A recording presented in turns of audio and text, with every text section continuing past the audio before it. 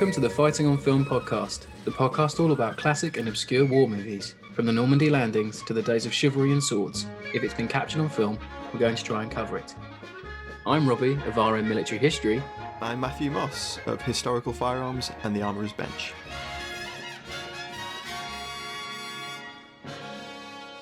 This is 5 to Alpha, contact now, agreed. 852-676, approximately 4 tanks, 10 APCs moving directly towards the wood. I'm observing, over. Hello Sunray. Fighting on Film has partnered up with warfaremedia.net to give our listeners exclusive discounts on a range of high-resolution Cold War adverts, propaganda and recruitment posters. From blowpipes to nuclear threats to weapon schematics, Warfare Media has you covered. Visit warfaremedia.net today and use the code FOF20 at checkout for 20% off high-quality Cold War posters. I repeat, FOF20 at checkout. Over. Roger, out to you, and take action now. Send us SITREP as soon as possible. Over. Hello. Now, I'm sure you'll remember last week, and if you're in the UK, you'll have seen the news that two of the biggest names of the 90s have got back together. That's right, your favourite war film podcasting 90s babies are back after their week away, and you don't even have to queue on Ticketmaster to listen to our dulcet tones. The only queue you need to worry about is adding the pod to your podcast download queue if you haven't already. Now, on to this week's show. You're right, our kid. Wow, that was incredible. Thank you for that fabulous intro. When a big 90s Britpop band get back together. We are products of the 90s, and Yes. No one can argue with that. We And our are. return, I'm sure, is highly anticipated, although this is free. So you're not having to pay £300 and whatever the nearest hotel's scalping you for. And So unlike it's a having to benefit. wait 8 months for Oasis to get back on tour, we be here now. Ooh, wow. God, you I know can't what I slide mean? away from that one, can we? Oh, this is part of my master plan. But I acquiesce on to this week's show, which is 2024's Convoy, which is a Norwegian film. If you've been keeping up to date on the X account, do follow us if you haven't yet. But under its English title, it's called The Arctic Convoy. But before we begin, we have the large question from last week, which was, what's your most overrated war film? And this one caused a bit of chaos. Nothing like a bit of mischief. Nothing like a little bit of mischief. Tom McCall, straight out the gate, goes with Apocalypse Now. One unforgettable scene and a couple of great quotes, but there's no payoff for such a lengthy investment. And he also says, to caveat, not a war film, but I can't stand Withen and I tried watching it umpteen times and don't get it. Wow, I'm not even commenting Blimey, on that Tom. one. Put Can't an comment on that arrow. one. Put an arrow in my heart. And he said, is this another Cruel Sea comment, isn't it? Just like you said in the pod, I only listened to the Cruel Sea episode because I was on honeymoon when it went out and I didn't appreciate my views were in the minority of one. Sorry, Tom, we love you. But no, it's you're overrated and you're allowed it. And, variety is the spice of life. And if you don't like Apocalypse Now, then there's no helping you. Anyway, I'm joking. He wasn't the only one. He wasn't, Let's put it that way. genuinely wasn't the only one this week for Apocalypse Now. Harvey Griffith goes with Dunkirk, the 2017 one. I must have an immunity to Christopher Nolan's genius illusion spell. Unbelievably ponderous, deserted beaches, modern seafront, silly gliding Spitfire. I think that's pretty across the board, isn't it? Sauerkraut sauce. Sauerkraut sauce, diminishing returns, that movie for me. F.R. James Mather, FRSA, says Hacksaw Ridge is feeling the heat. I mostly liked it, but he says the dross includes, and he had a big list. So I'm going to go for it. It's not like one word review. You can say as many as you like on the last question.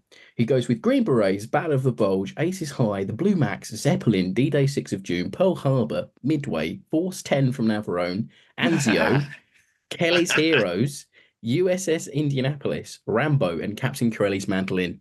Oh, Yeah, I mean, some of those are bang on the money. I mean, Force 10 from Navarone is a massive missed opportunity, but that's a Leave, discussion get for out. another day. Get out!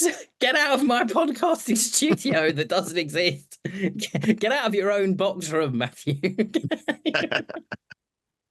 I think that's mean on Kelly's Heroes, really. There's a few that are mean in there. I know. Zeppelin, I can kind of agree with, actually. I rewatched it recently and I was like, I loved that as a kid. I was like, Zeppelin is a wild ride. This is a fun movie, and it's the bit where Michael York's trying to plead with a British soldier that's got a gun on him, and he's like, "Please, I've got to go. The Zeppelin's leaving." And He I'm made like, that sound so Partridge.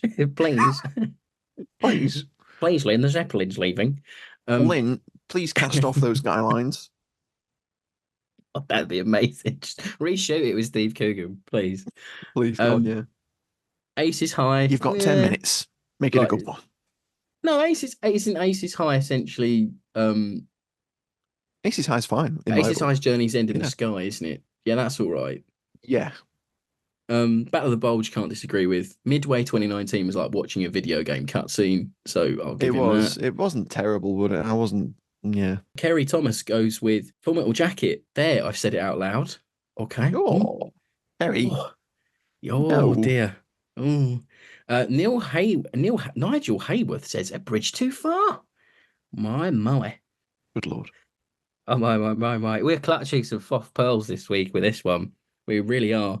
For you, The War is Over pod goes with 1917. Next levels of suspension of disbelief required to accept the premise. Yeah. The continuous sequence was probably the only saving grace. At least it kept your mind off the rest of it. I liked that one because I saw it at the cinema. It And was when a good I saw it cinema at home, film. yeah, when I saw it at home, the illusion was lost a little bit, I Mm. think. And if you watch it again, you can see where they've clearly stopped and started again. Like you could just tell. Paul Hicks goes with Thin Red Line. I'm not sure if he means the 90s one or the 60s one, but I think he probably means the 90s one because when people talk about the movie, they genuinely mean that one. JMCN goes with Apocalypse Now again. So there you go, Tom. You're not in the minority of one this week. Rob Shipman goes with Apocalypse Now again. Dougie Brimson says The Hurt Locker. Ian Mays with Apocalypse Now yet again. Ian McClellan says Kelly's Heroes lights touch paper and retires. Deary me. Marky Mark did make me laugh because I think about halfway through people putting their posts, he put, "We're just naming war films now," which really made me laugh. AD Bomb put Fury. I quite like Fury, really. No, but it's all opinion, folks. This is all good. David Small goes with Saving Private Ryan as a film in isolation, not for the legacy, which along with the opening sequence, I think it's elevated in a lot of people's opinions. That's an interesting take on that, actually, because I do know a few people that say once it becomes a road movie, essentially, once it becomes like Lost and Found, Find Saving Private Ryan, then people lose interest. I have heard that theory from a few. I just think it's great. I will stand by the fact that it's like the beach scene, the journey, the last stand. It's I mean, swinging back to the intro, we are 90s children, and it's quite a formative movie. Yeah, I know. Well, you wrote an entire blog about it, which everyone should read. I did. Yeah, got it a long time ago. Hoyt Cruz goes with The Hurt Locker, and I think we'll end this week with Craig McKee, who goes with Platoon. Interesting. I like Platoon, though. Do like Platoon. Yeah. Well, then, what's yours? Mine pulls pin on grenade, runs, takes cover. Zulu Dawn. Oh, well, I knew that. Like you told me earlier I was going to be surprised. I knew you were going to say that. I thought you were going to be. You've said this to me before. I know. But off pod. I just don't. It never clicked with me. There's just something about it. It takes too long to get to the battle. Then I think, once you've seen Zulu, it's really hard to replicate that. Hoskins. I know, like some of the casting is great above the waddy, but like staring the Zulu down. Plumber and thingy, I just didn't do it for me. Once you've seen the Hawk and Kane and Baker, clearly two-armed, one-armed Burt Lancaster. No, waving the NASA guy at people. No, that's just something about it. Just never clicked with me. To me, it's overrated. I don't even think it's rated. I don't think it's a very well-paced film, but I do like it. Shocking pacing. When did you last see it? 5 years ago. Okay. If you'd said any more than 5, I would have discounted. Yeah, about 5 years ago, it was on ITV4 because of course it was. Of course it was. Was it a Sunday afternoon? It might have been. Was it a bank holiday? I might have been heavily hungover and thought, you know what, this will wake me up because I'll turn it off halfway through. Anyway, Matthew, your most overrated war film.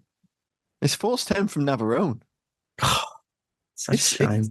It is a shame. You're right. It is a shame. Like it could be such a great film. Oh, I love it. It's got a great cast. It's just they forced the Force 10 thing onto it, and then the Navarone thing onto it, and then so are you saying if it had a different name, then well, you'd half the like cast's different for one. They might as well have given it a different name. Okay, I'm with you. No, it's just Robert Shaw and it's Han just Solo. ponderous. And they're running around inside a dam, and I'm like, what's going on here? I just love it. It's brilliant. And the thing with the Chetniks where they take their hats off. Oh Christ! I love it. It's so corny. I love it. It's literally so like it's watching a commando book. I just love it. It's great. Like, oh my God, they've got badges. Apollo Creed and Dennis and Smock, need I say more? I mean, that's great, really? But then they use him so poorly. Oh, I know they do. Yeah. He's just there. He's just there to react to British people doing things. Oh, it'd be really interesting when we review these now on the show, isn't it? So like, I mean, I've aired my opinion on Force 10 from Navarone fairly regularly. I have, yeah. You and a few actually. I know a few really don't like that movie. It's just yeah. Well, I'll save my actual opinions. But you got the Yugoslavian K98Ks with the one with the fat. Yeah, but we got a whole slew of actual Yugoslavian movies that I know, and films filmed in Yugoslavia where we get that anyway. It's just a fun adventure movie from the 70s, and it's just got it's a little gem for me. I don't know why. Yeah, but it doesn't go far. It's not like oh God, what's Athena? What's that one? I'll say it quietly. I think the pacing's better than the original Navarone anyway. Ooh, oh my word. We're splitting the fan base this week. No, I know. What are you folks? Want to tweet it? Are you Camp Rob or you Camp Matt? We want to know. Are you Camp Guns of Navarone or Force 10 from Navarone? Apparently. Are you team Force 10 or are you team OG? That's what we want to know. Maybe we'll run a poll. Keep a lookout on the socials. Anyway, Matt, this is going to be more divisive than the digestive biscuits. I can see it coming. Milk chocolate one, Matt. I'll never let you forget. Milk chocolate gang. Right. You and your Philistine followers of the milk chocolate digestive clan are just misguided. Milk chocolate supremacy all the way. Right. On to this week's cast. So I just picked out the main players this week because there's a hell of a lot of people in this movie that don't really do a lot. Unfortunately, but there is the main players that you need to know who make up the bulk of the dialogue and the actual narrative. So we have Anders Basmo, a star. He's the ship's captain. He was in The King's Choice, a film called Kon-Tiki, and a film called The North Sea. Then we have Tobias Sand. I should remind listeners, if it was lost in the melee of us talking about movies we don't like, that this movie is a Norwegian movie, and if I butcher some of the surnames, I am very sorry. Likewise. So moving on, we have Tobias Santelman, who's Moore. He's the first mate of the ship. He was in 2014's Hercules, The Last Kingdom, not that one, not the one with Jamie Foxx, and Kon-Tiki again, alongside Basmo. Then we have Adam Lundgren as Johan. He's the ship's gunner. He was in a Swedish police procedural, Blue Eyes, and he appeared in HBO's Chernobyl. Always nice to get a Chernobyl reference onto the show. What a series. Heidi Rud Ellings plays Ranhild. Is that right? I think so. Cool. We're going to go with that. She's the ship's radio operator. She was in Hem, which is a Norwegian TV drama, and she was in a film called The Riot, which is about the 1907 miners' rebellion in Norway. It looks very interesting. Anyway, but that is pretty much your main focus, really. That's your main players of the ship. There's a lot of, ratings and sailors that come and go. But there's the engineer, and they're just a very slim cast here. But obviously, it's quite a small ship. As Matt will probably let us know in the production this week. Great segue, Rob. We got a great big convoy trucking across the Atlantic Ocean. Christ. Yeah, so as Rob's alluded to there, it was released as Convoy in Norway and probably Scandinavia at large as well. But it was released online on various different streaming platforms as The Atlantic Convoy with a suitably meh poster. Stoker's. They're not in the movie, Yeah, guys. Just to let you warn you now. it's the classic, relatively cheap looking poster that a lot of streamers Yeah, put on things, isn't it? it's like an asylum cover. It deserves better. It You really know, does deserve better. Yeah, if it this had is been a definitely not an silhouette, asylum film. like a white silhouette of the ship when it's in the ice, like Mm. stylized, I think that would have been better, Yeah, personally. with just Convoy in Yeah, like a block white letters. Anyway, Matt and Robbie talk about a visual medium. Fantastic. That's the which show, folks. Anyway, that's the show. you can tell we've had a week off because we've been naughty. God, I We're tell you what, Rob, segueing so I wish they much. could see what we're talking about. I really do. I wish they could watch the movies. That'd be brilliant. Um, Oh my God. Yeah, so the film was produced by Fantafilm, and this is their biggest film to date. mm, It had a budget of 61.5 million kroner. Can you blimey. guess what that is in pounds, Rob? 65.1, Ooh. 61.5 million kroner. Yeah, I'm gonna go like 25 to 30 million. Oh my word. It's 4.4 million pounds or $5.8 million. Oh wow. Okay. Yeah. Blimey. They Yeah. stretched that. Does that change your opinion of the film somewhat? No. Okay. Moving on. And No. the film is the film is directed by Henrik Martin Dalsbakken, and this is his first war movie. hmm He's done comedy, he's done horror, he's done historical dramas, even a Christmas film. Recently, he did an Edvard Munch bio in 2023, Mm. which was well received. It was written by some of Dalsbakken's frequent collaborators, Christian Schieberhertz, Harold Rosenloh Eeg, and Lars Gudmestad. Of the three, they've all collaborated with one another in various different projects, but Rosenloh Eeg actually worked on The King's Choice, which you mentioned a moment ago, in 2016, and a film called The Spy in 2019. hmm Cinematography was handled by Oscar Dalsbakken, and obviously a frequent collaborator with Henrik Martin Dalsbakken. Yep. Um, the music was provided by Johannes Ringen Haas, who's scored lots of Scandinavian TV and film, but he's also worked in Hollywood on films like Fast and the Furious, 7 and 8, Avengers, Age of Ultron. Um, and he's also done, this is what I'm very excited about. He's also done the score for a new film called Blucher, which is all about the commander of the fortress, which opened fire on the Blucher on the Ooh, early hours of the 9th of April in that 1940. sounds good. That's out next March. So I'm very Ooh. looking forward to that because that is a fantastic sequence from The King's Choice. If you haven't Mm. seen that, you can look it up on YouTube, and it's a fascinating story if you know the wider story of the the Blucher and the fortress and the fact that they actually did open fire because there was a hmm considerable moment where they probably weren't going to do it. Then they thought, no, that's a German ship. We should open fire, and they did. Mm. Visual effects were by Lars Erik Hassan, Alex Hansen, and Andreas Highlander. Do you play for Liverpool? We. And the film was made in close cooperation with the Norwegian Peace and Human Rights Archive and the DS Hestbanden. Apologies. Sorry to the people Which, of Norway this week. God, I know, right? And We the try. we are. The Hestmanden is now open as part of the Norwegian War Sailing Museum, and Ah, it's it was a coal ship which was built in 1911, and yes. it was used throughout the war, and it's become a museum ship, and it opened to the public in 2017. It does add a So lot to the movie. it It does, it does. does.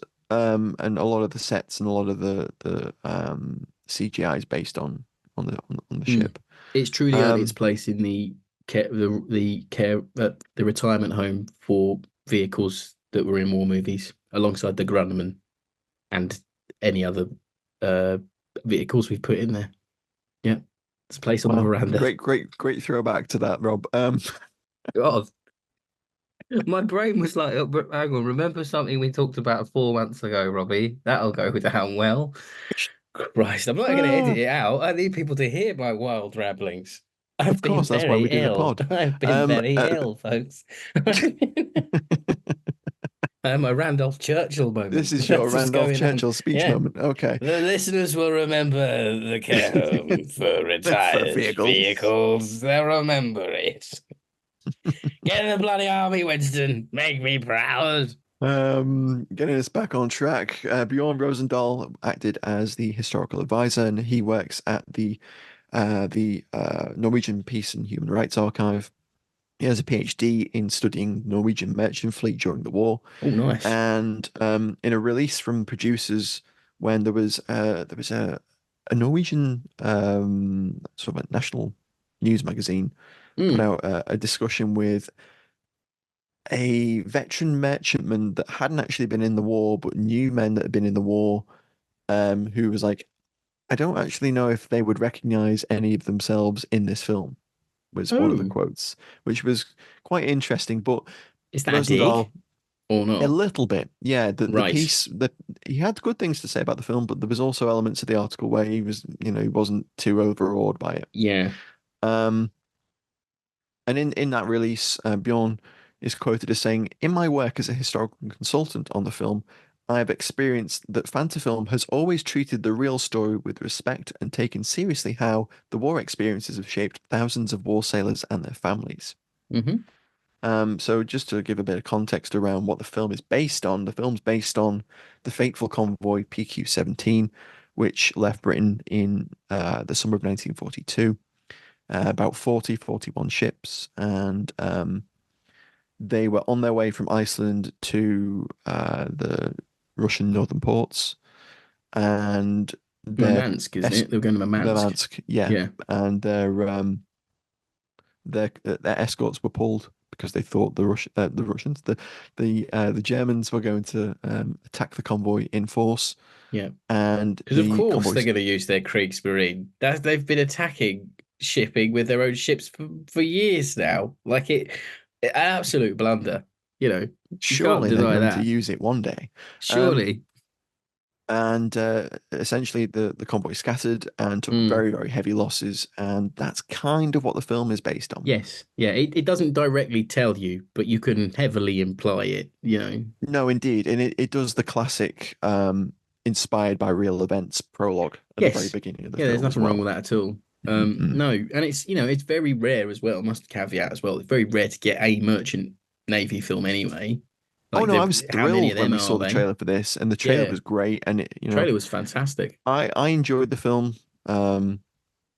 Talk more about that later on, but Mm, I was very pleased to see that representation. And there's also yeah, the slightly alien Norwegian movie War Sailor of course there was. Yes.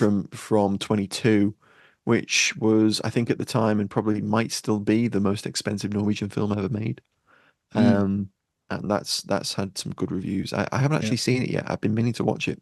There's a couple of 40s convoys movies knocking out there. Yes, there is. Yeah, Yeah, quite there's one obscure about a now. Canadian ship, isn't there? Yeah, I think there's one about a Liberty ship, American Yeah, one. I definitely think there's a few British ones. Obviously, you've got San Dimitro. Um, yeah. that's Ealing Studios Mm. semi-documentary realism period. Yeah, probably one of the more famous ones. But no, this movie is rare. It's a foreign movie with quite a good big budget behind it.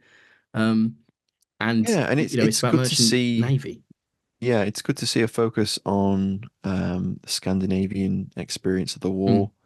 We've had a few of those recently. Some interesting ones for sure. Some that kind of buck the trend a little bit mm, in terms of quality of the kind definitely. of war movies we're getting lately. But yeah, that rounds us out for production. Yeah. So before we go in, we should mention that we rented this movie on the We Sky did. Store through our Sky boxes at home. You can do too. We're not currently sure if it will be released more generally on streaming because it only came out a couple of weeks ago.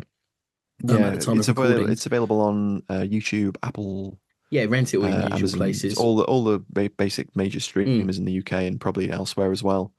And that was made possible by the very generous support of our supporting cast over on Patreon. They allowed us to be able to afford to rent that and also keep the microphones on. So if you'd like to support the show and become a patron and join the supporting cast, please do. Yeah, please do very much. I mean, it helps us rent the movies when they're horrendously hard to find, or track down, Yeah. rare DVDs that, they only printed like two of. Sometimes you just need to import a very obscure British war movie from Greece on a ex-rental VHS, don't you, Rob? Yeah, And please do that. Yeah, yeah. if you don't And know a what I'm very referring to, hooky copy please of, God, go and look that episode and a up. very extremely hooky copy of Steel Bayonets that may or may have not been ripped off of Talking Pictures TV. We're not sure because that was dodgy, that That's DVD the we only one that bought. was available. Yeah. That was like someone scanned it at home and they just slapped, like, they almost had written Steel Bayonet on with marker pen. It was very funny. I've got the copy of that DVD here, and literally the back of it is just like a Word doc of the cast. Yeah, dodgy. Anyway, people out there doing interesting things on the internet. Anyway, there's no one word review this week because there's just very little mainstream reviews out on this movie. And the New York Reporter, Hollywood, I think the New York Times did one, and I found it so Mm. sprawling and hard to chunk down into an actual format this week. That I'm just going to forgo the retro review this week because Fair enough. this movie isn't retro yet, is it really? It's not. It's not. And contemporary Hopefully in review doesn't roll off the tongue, 20, does it? 30 years time, someone will be quoting us as the retro review on there. They're Amazing. fantastic. Well, Mind pod. they'll be like, that Robbie Because rambles a they'll bit, all doesn't be he? beamed into people's brains in the future. It'll be for our Elon Musk chip. Anyway, whatever he's gonna I do. really don't want anything near me that's called the Musk chip. Cyber brains or whatever it is. God, I ramble. I'm trying not to this week. Anyway, on to the one word reviews, and they are back with aplomb. So we have Paul Burns, who says morphine. AD Bond goes with adequate. Paul Burns again says the Swede, 2 this week. And I never put a limit on how many you can have. David Cotton says very good. Lance Nielsen says excellent. Brian Williams goes with water. Dominic Suave goes just convoy. And Ian says where? Out of my brain on the train, brilliant Twitter handle. Says so. Hobby Buzzard goes reload. Stephen O'Neill says oblivious. Sorry. Max Headroom, not that Max Headroom, but that would have been cool if it was.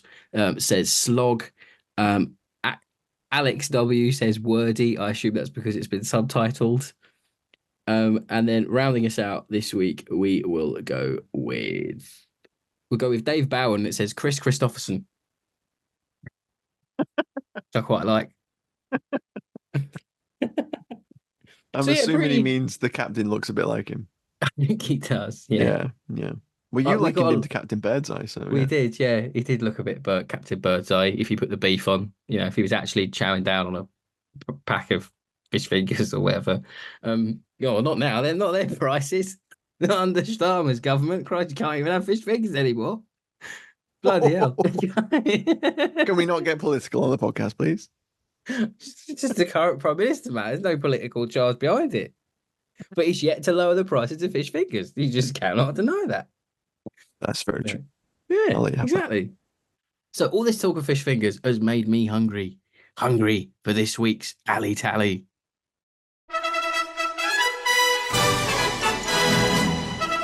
It's time for Alley Tally on Fighting on Film.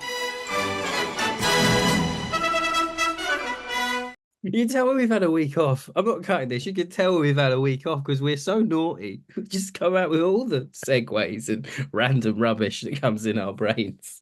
Oh my God. Matt, please get this.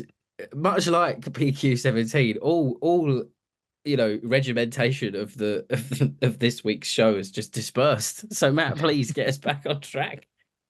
I'm going to go with the captain's Kongsberg Colt 1911.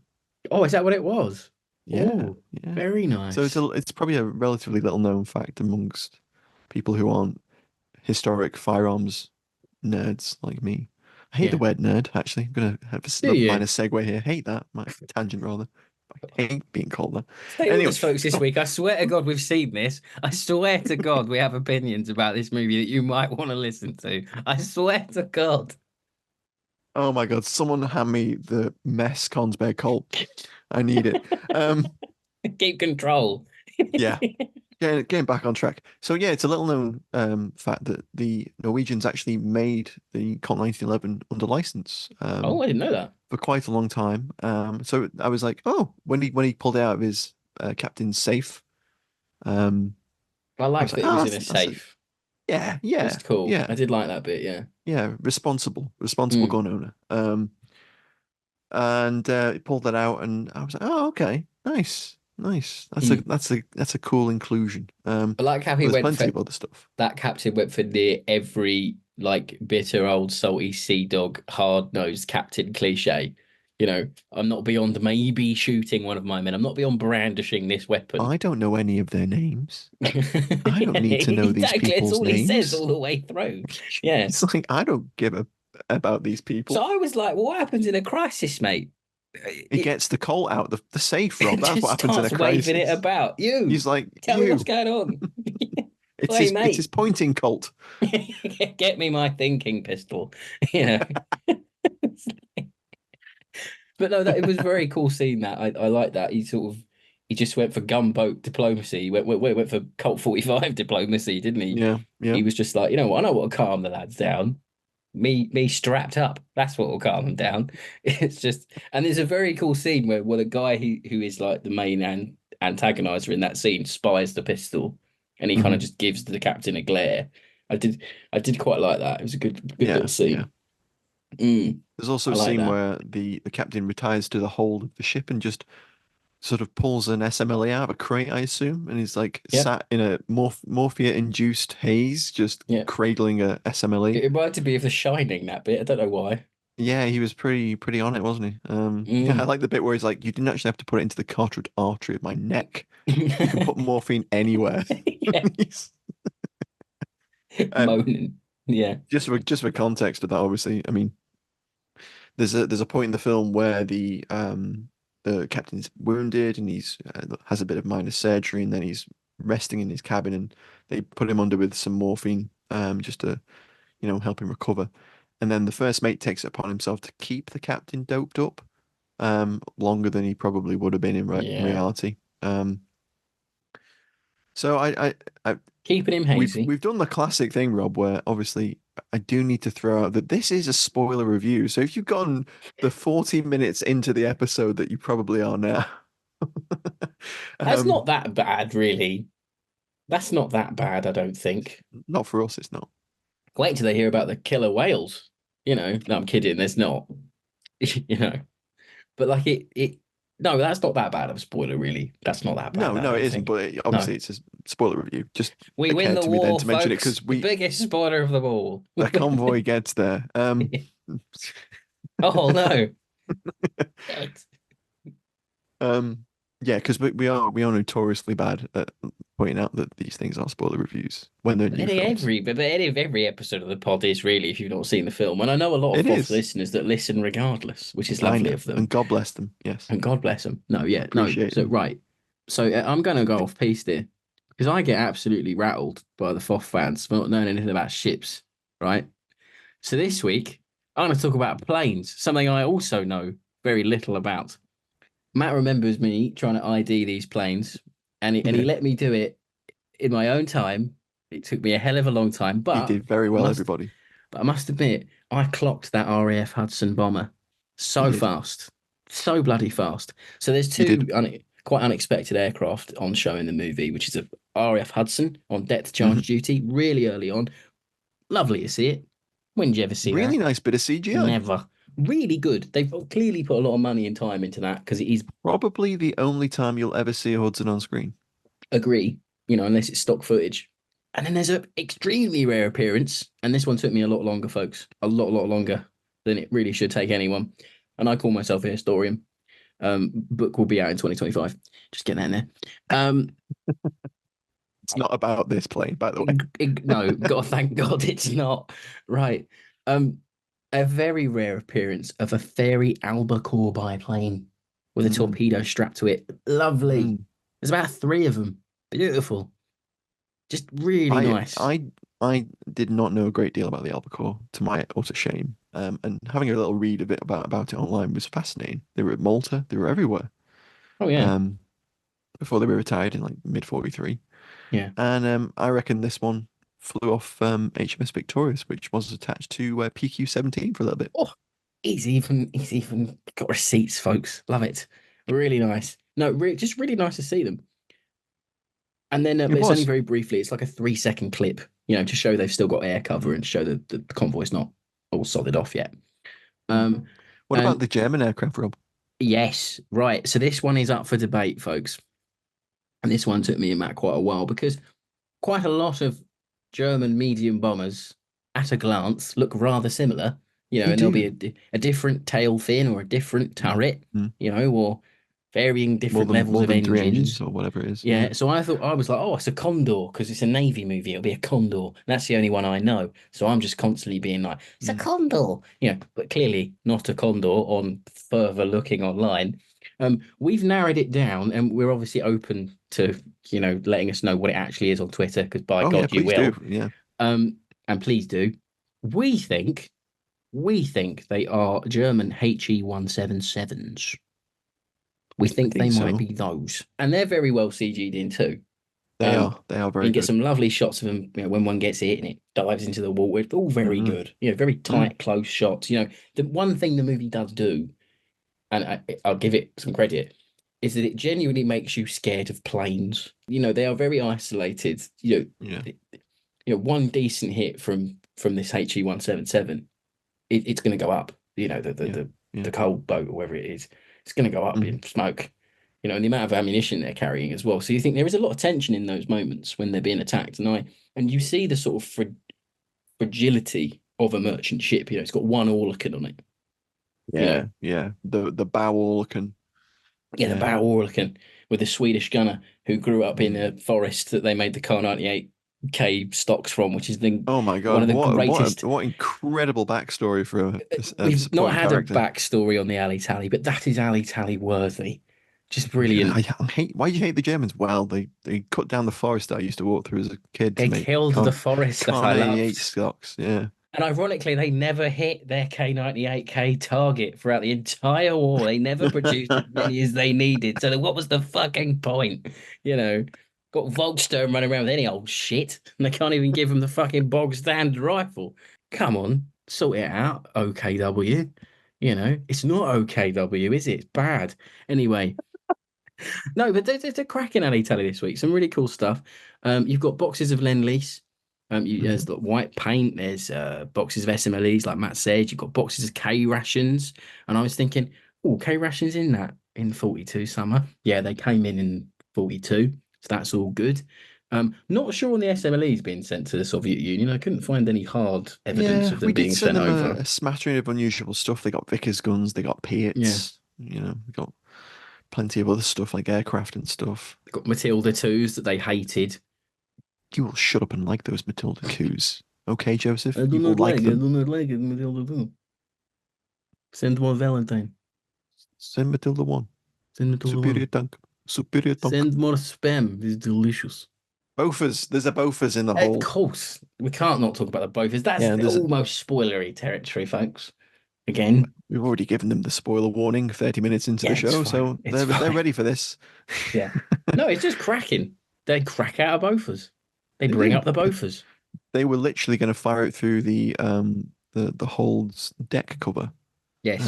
At the how they were going to hit that aircraft, I do not know. No, I seem to remember there was a story of PQ-17 of a ship that did get stuck in ice, and the crew did break out Lend-Lease weaponry that was being transferred and did prepare themselves to fend off an attack. Oh, you would though, wouldn't you? Of course I you want would. that film. I want Home Alone in ice with a Bofors gun. Oh, incredible scenes. Just cracking out the Thompsons. Just yearning for the HE-117s to come. Come back so we can riddle you with small arms fire. And that's one thing they didn't do in the movie. Captain leaning out the viewing room's main window, just giving it some. I was waiting for a viewing room reference. I thought in that sequence they were going to go, oh, we've got rifles, and they were going to break out rifles for everybody. Yep. But then they didn't. But because the tension in that scene, there's a lot of tension riding in that scene of, who's in command here. Should they not? Yeah, command it goes element. It goes a bit Kane Mutiny, didn't it? It does. It's got Kane Mutiny elements. I was going to mention Kane that. Mutiny vibes. It has. But not the remake that's just set in a room. Court, The the courtroom original, mutiny. Yeah. the courtroom mutiny. Yeah, my sanity nearly mutiny during that movie. It was a bit boring. Anyway, really good sequence. Great. And rip everyone's eardrums if they had fired that Bofors Mm, in that mm. in that small little enclosed space. Rip your eardrums. I just wanted to see it go off. I just never wanted I did Bofors like to how fire more in my excited the life. Swedish chap was. He was like, "Oh, both is Swedish. Well, L40, nice. nice." Yep, it's mine. One of mine. This one's for the trees, which he never got to say and he should have. Imagine there are some really good sequences of him on that Mm, Orcan, though. Got to be said. mm. No, oh no, that's one of the stronger points of the movie. He's one of the stronger characters, I think, because he's actually got some skin in the game. Yeah. He's not just he's not just a bundle of nautical cliches, which is maybe more of my final thoughts coming in. Anyway, so on to favorite scenes this week. I'm Captain Dale Dye, and you're listening to Fighting on Film. Rob, what's your favorite scene? At the start, before the convoy disperses, because you get some lovely aerial shots of how big that convoy is and how small and almost in its own way, not insignificant, but how small that little ship is that they're in terms of everything that's around them and the amount of ordnance, the amount of men and manpower that's been put together to get that convoy on the go. I really like it. And it gives you sort of a really good sense of scale, really good CGI, which I don't think's overused.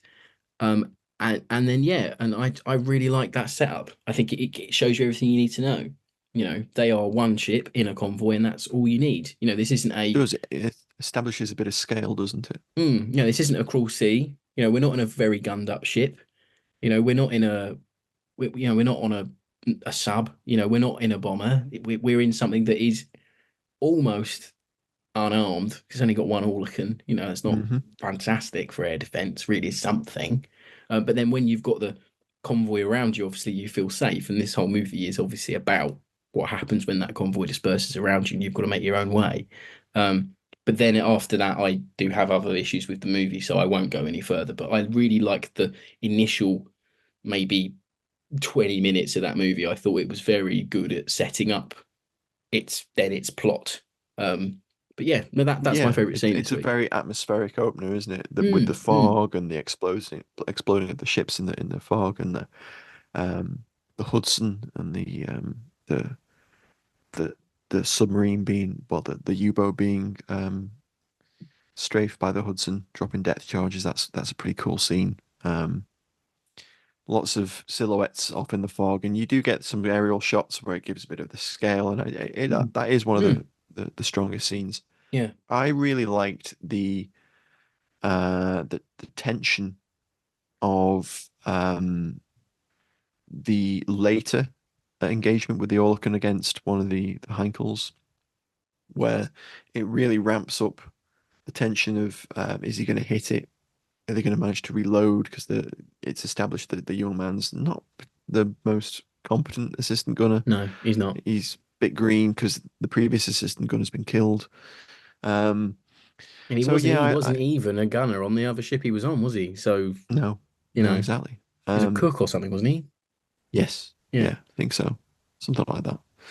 I really liked actually my favorite visual. So are you on your favorite scene yet, or you just? I am.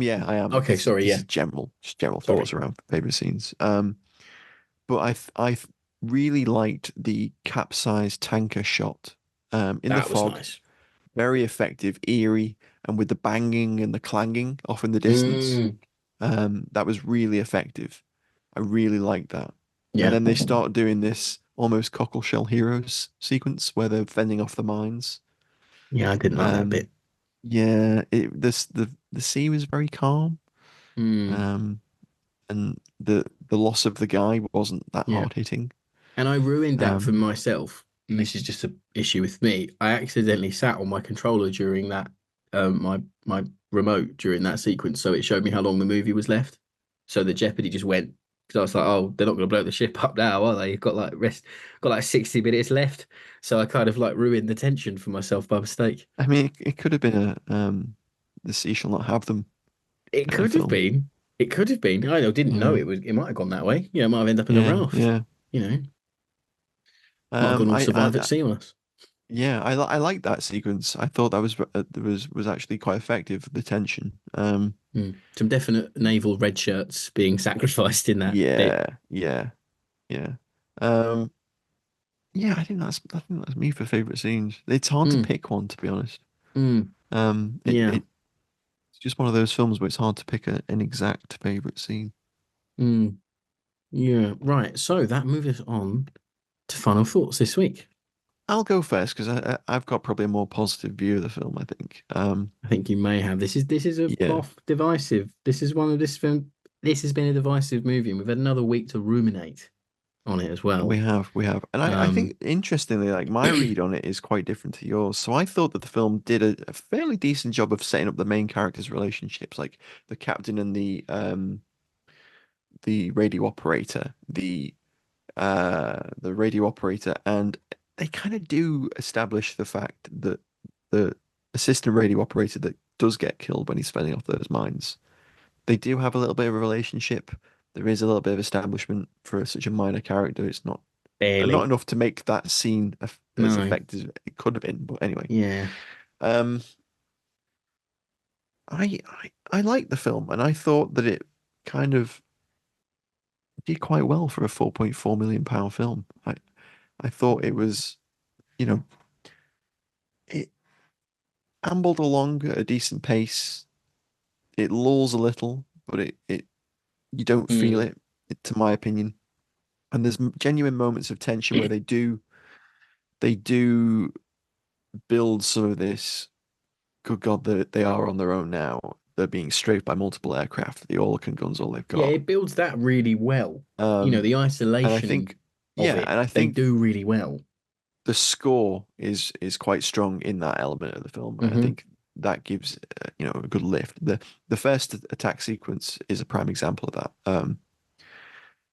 I liked all of the little sequences where they're at the map table and they're looking at the convoy sheet and she's marking off Yeah. ships that are being reported sunk And or props for lost. them to not having like random maps everywhere. They are genuine like Yeah. nautical maps and things like that. Yeah, It's it's not like not an like asylum PT movie where they've 148 or whatever yeah, that film's called, they've just grabbed any public where it's domain just like rubbish they can a find. random Yeah. awful map. Yeah. Yeah. From like made to look like it's a Mm. pirate map. Because But I like it that. does do a good job of reminding you that how vast this thing they were in it was. Now It it's not, does. And you know. they made the clever choice of showing the scale of the convoy by showing all the little Mm. icons of the ships and the tonnages and the names.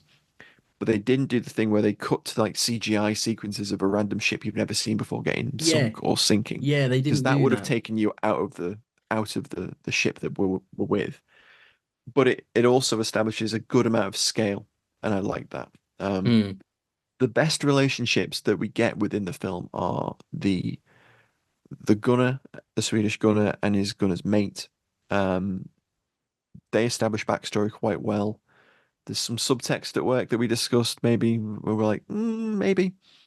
And then I Perhaps. think Yeah, it's implied, I think. Maybe a not, maybe little. we're reading too much into it, but something there with them. Maybe. I don't know. Um, There's they're there's a tenderness to that relationship where it's like a he takes his brotherly jumper thing. off. Yeah, he takes his Yeah. jumper off and gives it him when he's been Mm. soaked.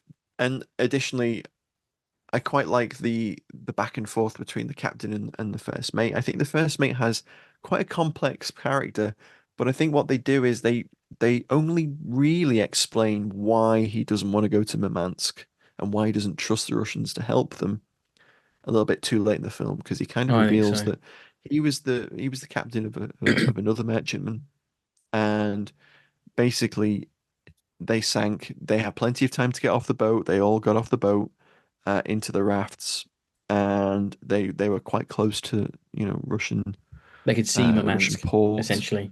Yeah, they could see friendly vessels, and no one came, and more of his crew died than was necessary, and Mm. that's a tripping point. But it comes That's his after. whole arc, and it comes It like so is. late. It comes. It comes after the climax of the film, and you're like, oh, well, if they'd mentioned that maybe at the two-thirds point of the film, then that would have been like, right, Yeah. so he's reluctant to help the Russians because the Russians have, left Didn't him help and his crew him. to die. Yeah, Exactly. exactly. Then you've got the captain who's quite a remote figure, quite stoic, probably a little too much so, I would say, because he's like, problem on the ship, get the Colt out, you know? Yeah, he's no Ericsson. You No, he's know, not. No. he's troubled but fair. This Mm. dude's like, one sip of fucking vodka away from And belting well, someone's head in. the captain's justification for carrying on is essentially we can give them, the Soviets, the opportunity our army never had, is the line he Mm, gives. And yeah, that's an interesting thing. And I think there's a lot to be said about this film in terms of the Norwegian understanding of the war and their I was position about within to the say war that. and the history and the way that they Mm, appreciate their impact in the war and yeah, what and that's happened to refreshing them as a because country. unless you watch a lot of foreign war movies and they're your thing, and Mm. you like foreign cinema, I think that the world view of the war and how it went for your respective country and how you acted and how you didn't act, etc., etc., the historiography of it all is Yeah, lost on Western audiences because mainly we watch American and British movies. Um, and our war time experience is so ingrained in our cultural psyche, everything else, yeah, that we yeah, forget that these other nations who, were knocked out quite early on through the Blitzkrieg and, the early part of the war, they have a completely different view of how the war went for them, because they lived under occupation afterwards. They a big chunk of the war they weren't active in their own country. They had to go and be in the yeah. merchant navy, join the free forces, or fly in the RAF or something like that. So that is very refreshing. You get the whole thing of, oh, our army didn't fight hard enough because there was no army. It was all cut and all that, and the whole Quisling thing. And is that Quisling, Norway? Is that it? Yeah, of course. The whole Quisling thing. um, that's really interesting and refreshing. And to hear those guys talk about it in a contemporary setting is very good. I Yeah. just wish we maybe had a little bit more of that. Maybe a little bit more for the non-Norwegian viewers. Perhaps. Um, and then there's, and then after that, that's where the kind of movie falls away from for me. Maybe you picked up on it, maybe you haven't. Apart all that aside, which is all great stuff. And the things that Matt highlighted kind of semi show what I mean. Is something didn't sit with me with this one. I didn't enjoy it as much as I wanted to. The trailer was fantastic. Mm. Obviously it was doing Was a everything good a trailer. trailer should, grabbing you in with the all looking scenes and the fighter, the Pikel's coming in and the Hudson bomber. You see that in the trailer, and all the way through, every time I saw something that was in the trailer, I checked it off. And then when those moments were becoming a little bit more elongated, I was like, okay. And then I felt it sagged in the middle. I didn't feel any affinity with some of the characters because I felt they were a bit cliche heavy. You've got the troubled first mate who doesn't see eye to eye with the captain. You've got a grizzled captain. You've got a shaky crew. I kind of feel like I've seen this before. Um, and it's But like at the same maybe time, is that representing the reality of yeah, some of of the merchant course. crews? Yeah, of course. Sometimes, Maybe it yeah, does. I do agree with you on that. But at the same time, just to be devil's advocate, I would say that sometimes stereotypes are based in realities. Reality. Of course they Yeah. are. Yes. No, I'll give you that. Um, I just lacked a little bit of oomph. It Mm. was broody and moody, but then I've Yeah. got here it's a little bit droopy because I felt like the movie just dropped off, like essentially after that last sequence with the plane in the ice, which I think is very well. It's very tension heavy. It's very well done. It's very well shot. I'm not taking anything away from the actual production of this movie because I think the money they've spent been very, very well utilized.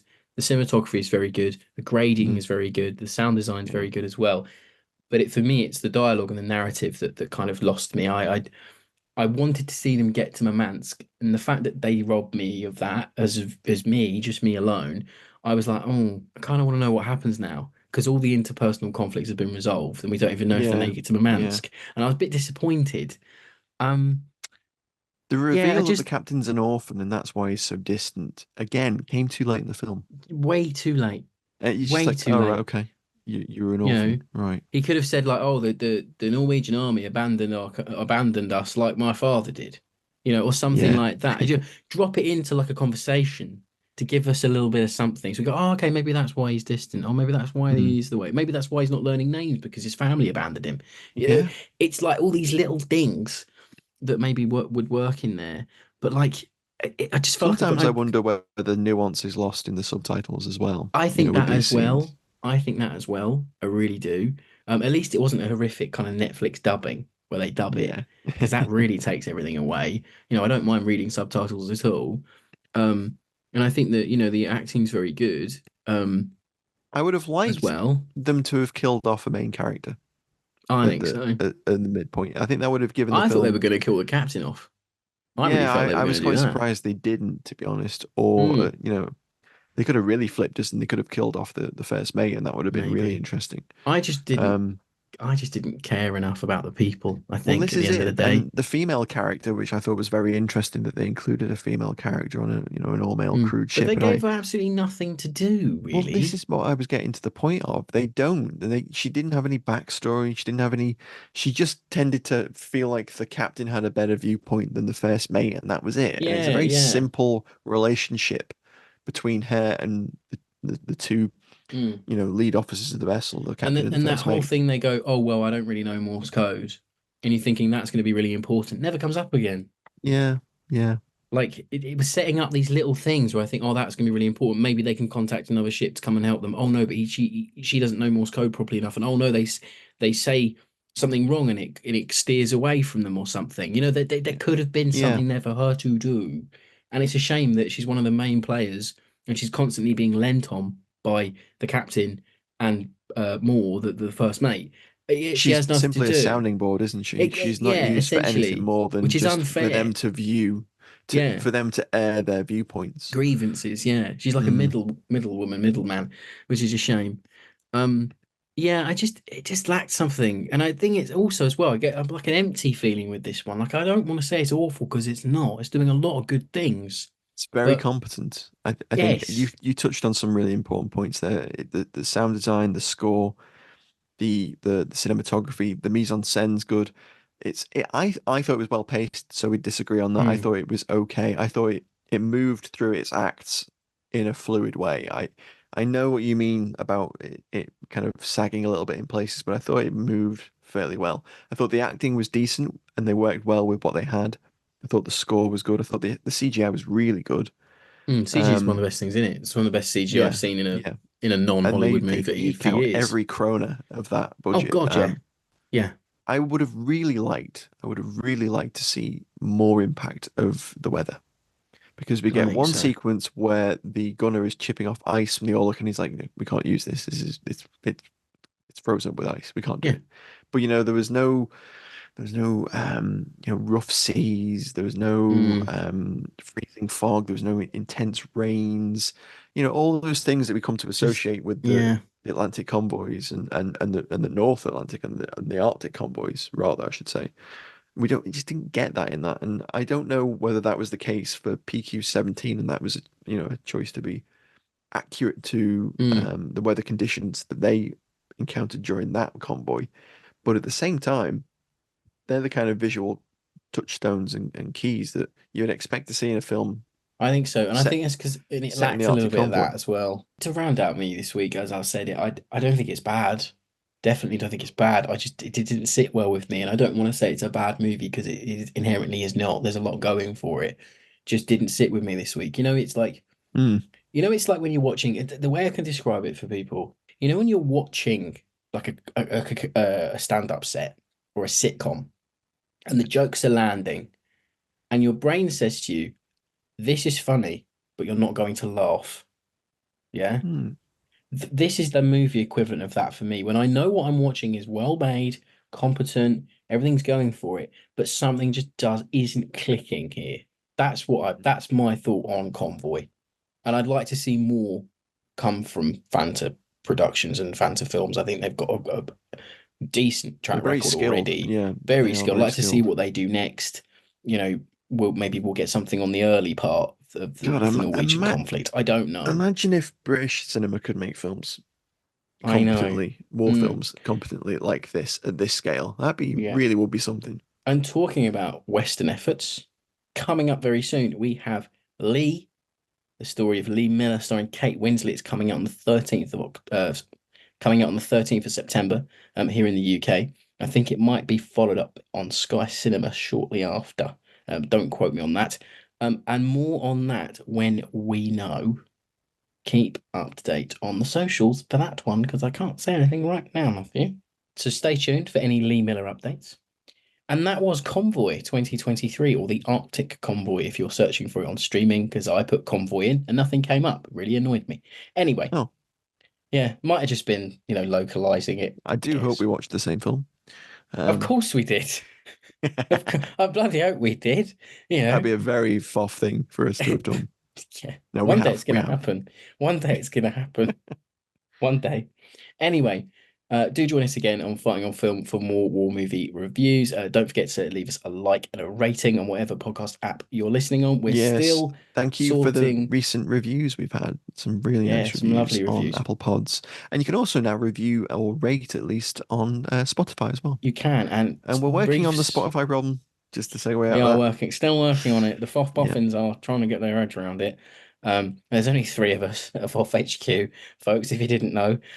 So it's kind of like we're trying to work it out. But you can, if you're still listening, you can catch up with the show, the most current episode, through our website and through the Acast site that we have. So they're just and other podcast apps. And other podcast apps. It's something about how Spotify is aggregating our content, to use a very modern term, where it's putting it in. There's 2 FOF accounts at the moment. One is for film some reason. and one is documentary. One is film, one's documentary, and they need to merge it back into film without losing all the shows we've uploaded. So it's going to be a bit of a tricky one.